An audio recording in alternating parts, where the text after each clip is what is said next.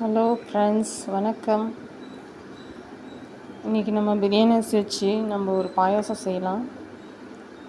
எப்படின்னு பார்த்தீங்கன்னா, பிரியாணி அரிசியை முதல்ல நம்ம வேக வச்சு அதை நல்லா மசிச்சுக்கணும். நல்லா மசிச்சுட்டு வேறு ஒரு பாத்திரத்தில், பெரிய பாத்திரத்தில் போட்டு அது கூட கொஞ்சம் பால் விட்டு கொஞ்ச நேரம் நம்ம கேஸில் சிம்மில் வச்சு நம்ம அதை கிண்டிகிட்டே இருக்கணும். அடி பிடிக்காமல் கிண்டிகிட்டே இருக்கணும். பாருங்கள்,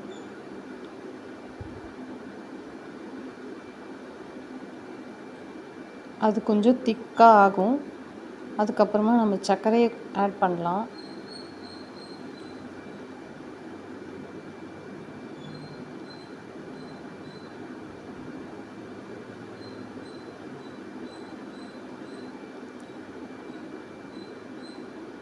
இப்போ நம்ம சர்க்கரையை ஆட் பண்ணிவிட்டு அதையும் நல்லா, அது கொஞ்சம் இலகிடும்.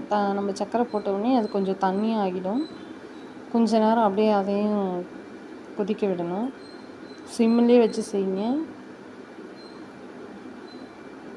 நல்லா மிக்ஸ் பண்ணி விட்டுருங்க.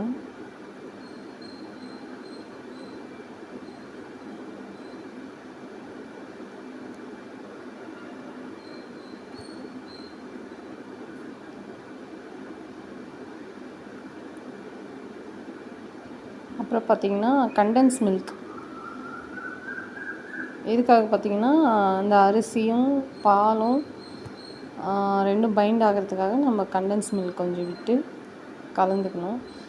குங்குமப்பூ கொஞ்சம் தான் இருந்தது, அதனால் நான் கொஞ்சம் கேசரி பவுடர் கலந்துட்டேன். நீங்கள் எது வேணாலும் சேர்த்துக்குங்க, உங்களுக்கு வேணும்னா கலருக்கு.